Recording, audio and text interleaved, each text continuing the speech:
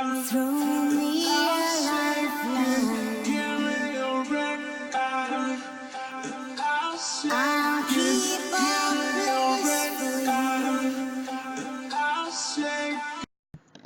Aquí conocemos como antecedente los estudios o trabajos previos ya realizados por otra persona.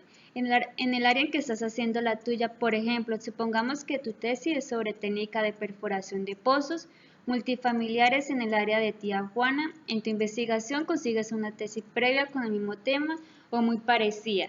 Pero, por ejemplo, aplicada en Languillas, allí tendrías un antecedente de la tesis.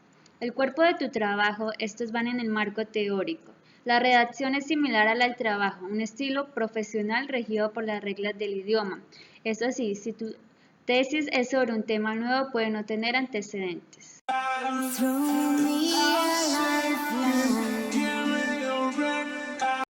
Como parte del marco teórico, los antecedentes de la investigación se refieren a la revisión de trabajos previos sobre el tema en estudio, realizados por instituciones de educación superior.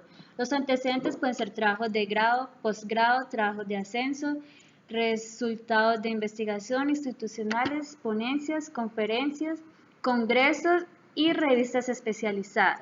De acuerdo al tutor, pueden llegar a requerirse hasta 5 antecedentes, los cuales serán de carácter nacional o internacional. Deben presentarse en orden secuencial y los puntos que se deben extraer de cada antecedente son los siguientes: nombre del trabajo, autor, fecha.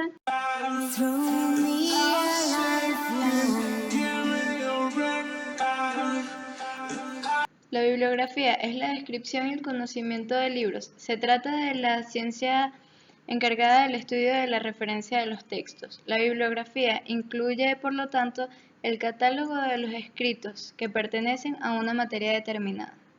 Un escritor puede referirse a la bibliografía para hacer referencia a algún documento que utilizó como fuente en su trabajo o tarea de redacción, para citar entonces el contenido que bien utilizó en su trabajo.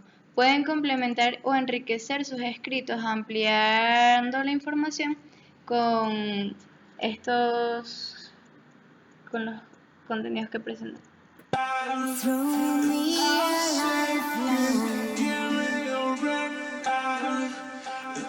La bibliografía enumerativa o textual es una bibliografía que supone un sistema de signos en relación con los textos. En cambio, la bibliografía analítica, social e histórica hace hincapié en la interpretación de los conceptos. La bibliografía puede ofrecer una visión general de todas las publicaciones sobre un cierto tema o perteneciente a una misma categoría. Existe, por lo tanto, la bibliografía que reúne todas las publicaciones de un mismo autor, la bibliografía que incluye las publicaciones editadas de un país o las bibliografías que se centra en un periodo temporal.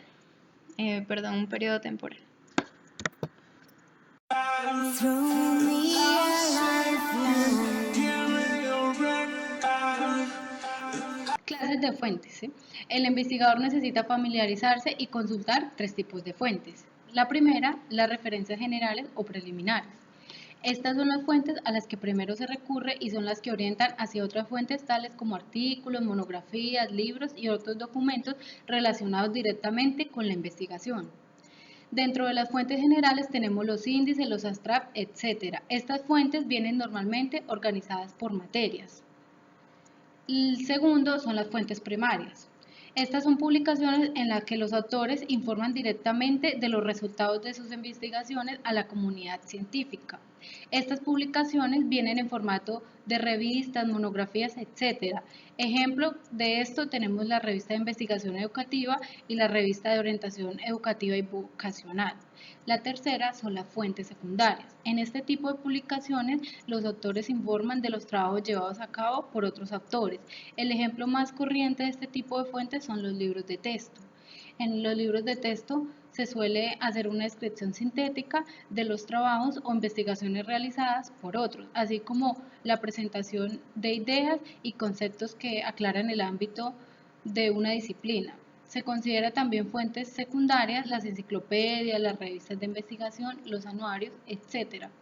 La ventaja de las fuentes secundarias se basa en que facilitan al lector una visión rápida de las investigaciones y opiniones relacionadas con el problema bajo el estudio. Un ejemplo de esto son las enciclopedias de psicología y pedagogía. Through me a lifeline.